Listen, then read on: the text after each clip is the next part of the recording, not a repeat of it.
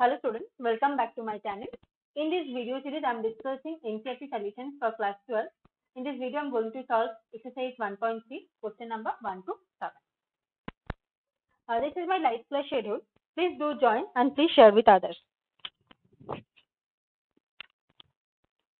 Coming to the first question. So in this question, it is written as F is a mapping from 1, 3, 4 to 1, 2, 5. 1, 3, 4 to 1, 2, 5. तो इसमें क्या है, basically हमें function find करनी है जी compose से. तो एफ मैपिंग देख लो कैसे हो रही है मैपिंग. ये है 1, 3, 4 और मैपिंग हो रही है 1 to 5. तो क्या गिवन है 1, 2 1, इसका मतलब 1 मैप हो रही है. 3, 5 इसका मतलब 3, 5 पे मैप हो रही है. 4, 1 ऐसे. ठीक है, इसका मतलब क्या है, f of 1 is equal to 2, f of 3 equal to 5, f of 4 equal to 1. अब देखो जी, ये एफ के लिए है. अब जी के लिए क्या है, 1, 2, 5 एंड 1, 3. तो 1 मैप हो रही है 3 पे, 2 भी 3 पे मैप हो रही है और 5 1 पे. तो क्या है, f of 1 equal to 3, sorry g of 1 equal to 3, g of 2 is also 3 and g of 5 equal to 1. अब हमें फाइंड करनी है जी कॉम्पोज स्टेप. तो जी कॉम्पोज स्टेप मतलब क्या होने वाला है, जी कॉम्पोज स्टेप मतलब कौन सा डोमेन क्या हो जाएगा जी कॉम्पोज स्टेप की. ये इससे मैप हो रही है 1, 2, 5 से 1, 3. तो जी पहले आ रहा है ना, तो जी कॉम्पोज एफ. तो g of f of 1 this equal to g of f of 1. F of 1 क्या है 2, तो g of 2 is equal to 3. Okay, अब देखो g compose f and g compose f का डोमेन सेम हो जाएगा. G compose f of 3 this equal to g of f of 3 equal to g of 5 is equal to 1. अब देखो g compose f of 4 is equal to g of f of 4 is equal to g of 1. Okay, तो g of 1 की value क्या है 3. तो क्या आ रहा है हमारा जी कॉम्पोज एफ, 1 3 पे मैप हो रही है, ये 1 3 पे मैप हो रही है, 3 1 पे, तो 3, 1 एंड 4 3 पे मैप हो रही है. तो 4, 3. I hope it is clear to everyone. Moving to next question. तो इसमें हमें प्रूव करनी है बेसिकली. ठीक है, प्रूव करनी है कि a plus g compose a plus g whole compose h equal to f compose g plus g compose h. Basically distributive plus के लिए एंड डिमल्टीप्लिकेशन के लिए. तो चलो देखते हैं प्रूव कर सकते हैं हम. तो लेफ्ट हैंड साइड को पहले फाइंड करते हैं, f plus g compose h. Okay, तो इसका मतलब क्या, f plus g of h of x. ठीक है, तो f of h of x plus g of h of x क्या आ रहा है यहाँ से, f compose h of x plus g compose h of x. तो क्या हो जाएगा, f compose h plus g compose h of x. Okay, तो इसका मतलब क्या लिख सकते हैं हम, f compose h plus g compose h. तो प्रूफ हो गया है f plus g composition h is equal to f composite h plus g composite h. Okay, now moving to next part of this question, that is multiplication. तो क्या given है, LHS क्या होगा, f dot g compose h of x. यहाँ से क्या आने वाला है, f dot g of h of x. तो f of h of x into g of h of x. तो यहाँ से क्या आएगा, f कंपोज h इंटू जी कॉम्पोज h. हो गया ये प्रूफ, ये पूरा एक. तो इसका मतलब f dot g compose h is equal to f compose h dot g compose h. तो ये भी बहुत ही सिंपल था. तो अब चलो देखते हैं नेक्स्ट क्वेश्चन. नेक्स्ट क्वेश्चन है कि यहाँ पे भी g compose f and f compose g हमें फाइंड करनी है. तो f of x is equal to, first question देखते हैं पहले, f of x is equal to mod x, g of x is equal to mod of 5x minus 2। तो f compose जी पहले find करने वाला है कि एफ कॉम्पोज जी, एक मिनट,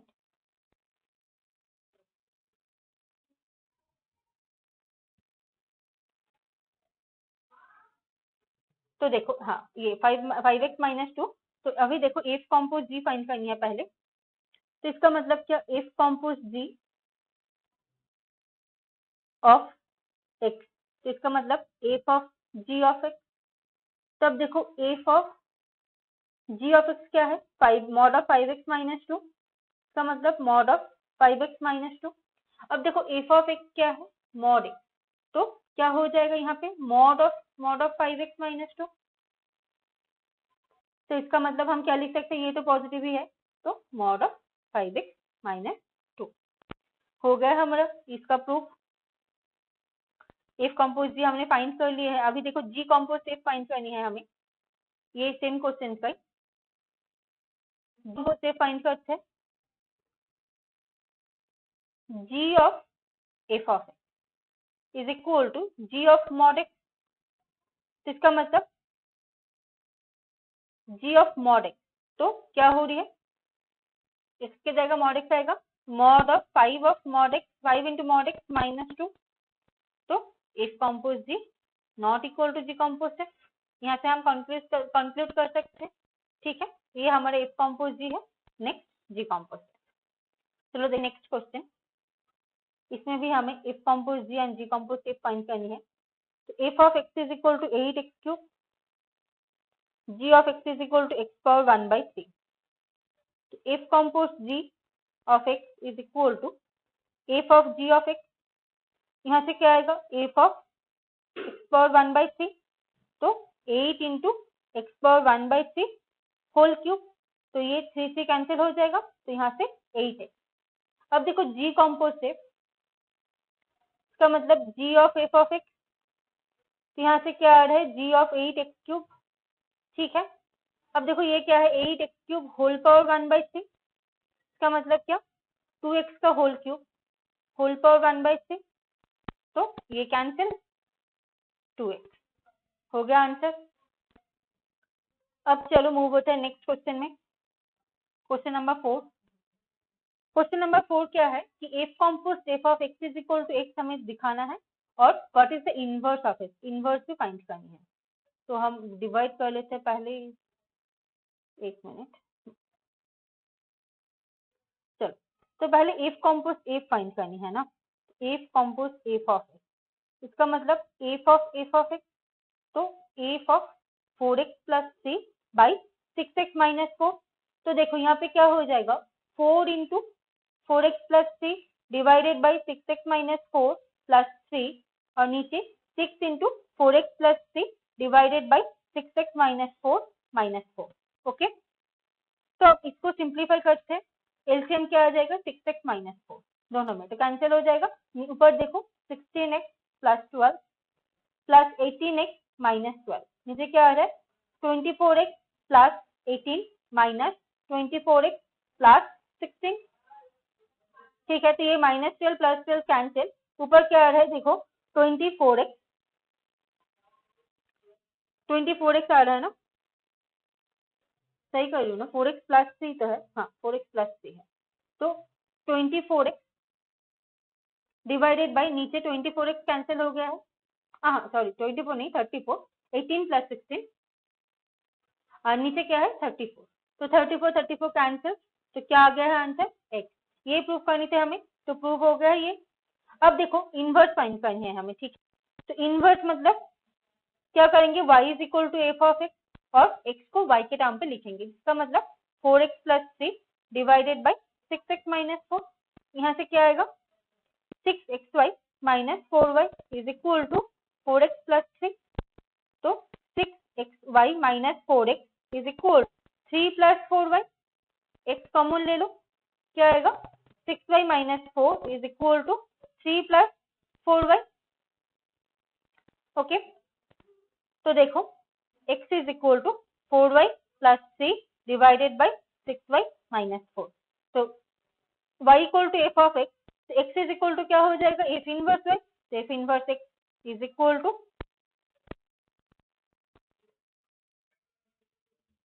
एफ इनवर्स y क्या है कि ये 4y plus 3 divided by 6y minus 4। अगर एफ इनवर्स एक्स लिखनी है तो जस्ट y को x से रिप्लेस कर दो, बस हो जाएगा आंसर। ठीक है, चलो अब मूव होता है नेक्स्ट क्वेश्चन में। फर्स्ट को क्या बोल रहे हैं ना, the function whether the function have inverse और नॉट। तो फंक्शन इसमें मैं लिखती हूँ, a function has inverse if it is 1 to 1 and onto. ठीक है, तो पहले हमें चेक करनी होगी हर एक फंक्शन को कि ये 1 to 1 है या ऑन टू है। तो फर्स्ट में क्या है देखो, 1, 2, 10, 3, 10, 4, 10।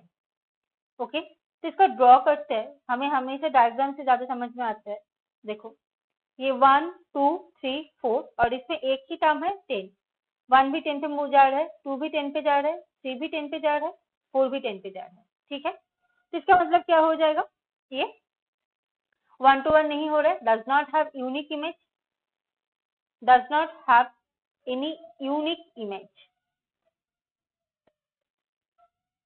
ठीक है, तो therefore f is not 1 to 1। तो F does not have an inverse. ठीक है, तो ये इंपॉर्टेंट है, सबसे इंपॉर्टेंट चीज यही है। अगर ये तुम्हें नहीं पता होगा तो तुम डायरेक्ट इनवर्स फाइंड करने चले जाओगे ना। तो चलो नेक्स्ट क्वेश्चन क्या है कि 6, सेम थिंग, क्या function has inverse if it is 1 to 1 and onto, दोनों ही होनी चाहिए, मतलब बाइजेक्टिव फंक्शन के इनवर्स फंक्शन रहता है। ठीक है, इनवर्स एग्जिस्ट होता है। तो देखो क्या हो रही है, g इज इक्वल टू 5, 4, 6, 3, 7, 4, 8, 2। इसमें भी देखो सेम चीज होने वाला है। ये देखो ए बी, तो 5, 6, 7, 8, इसमें क्या है 2, 3, 4। तो 5 4 पे जा रहा है, 7 भी 4 पे जा रहा है। ठीक है, अब देखो 6 3 पे जा रहा है और 8 2 पे। तो 5 and 7 have same image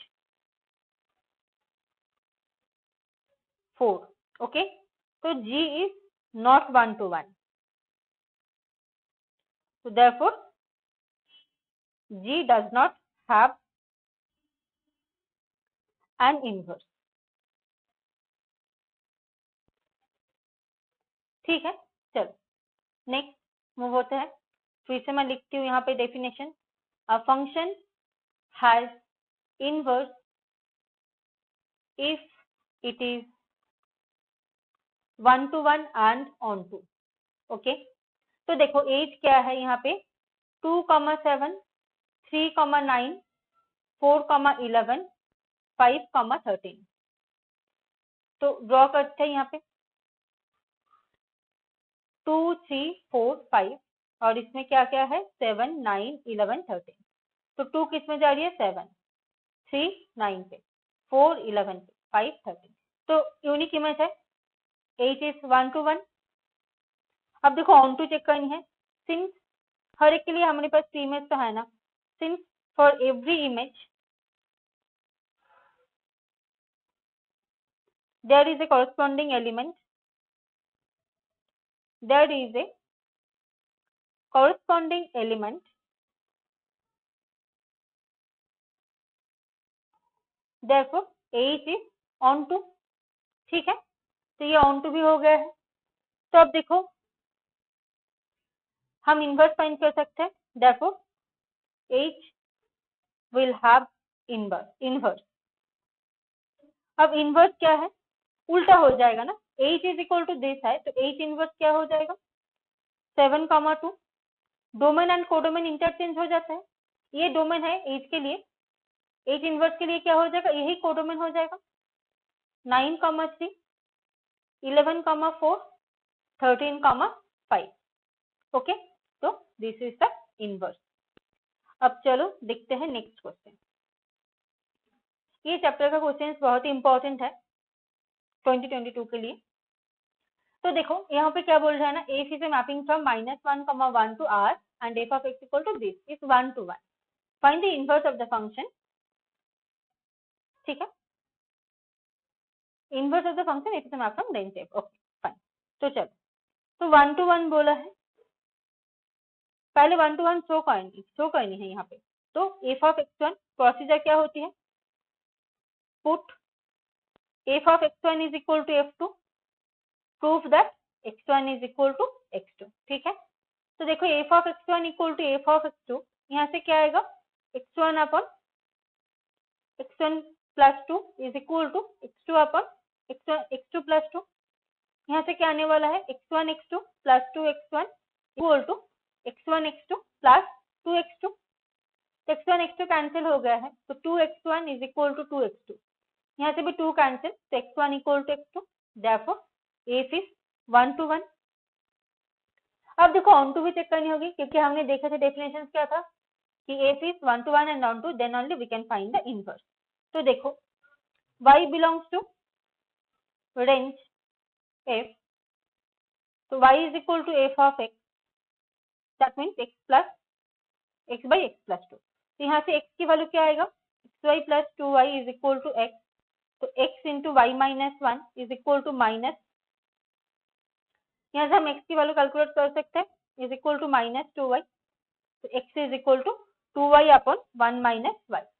अब देखो क्या है ना कि फाइंड कर सकते हैं हम यहाँ से कि डायरेक्टली 1 माइनस y है, तो x क्या है, -1 से 1 के बीच में है। ठीक है, तो therefore there exists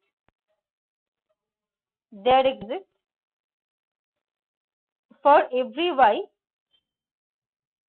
belongs to range f, there exists x belongs to -1, 1 such that f of x is equal to y. So f is bijective, so f is invertible. तो इन्वर्स एग्जिस्ट हो रहा है, invertible मतलब। अब देखो inverse of x, तो x is equal to f inverse of y, तो this mean यही हो गया है 2y upon 1 minus y and y not equal to 1, बस ये इन्वर्स हो गया हमारा। ठीक है, चलो अब मूव होता है नेक्स्ट क्वेश्चन पे। नेक्स्ट क्वेश्चन क्या है ना कि क्या बोल रहे हैं यहाँ पे, show that f is invertible, find the inverse. तो बेसिकली हमें 1 to 1 and onto prove करनी होगी पहले। 1 to 1 and onto prove करने से भी हम कर सकते हैं directly f is a map from x to Y.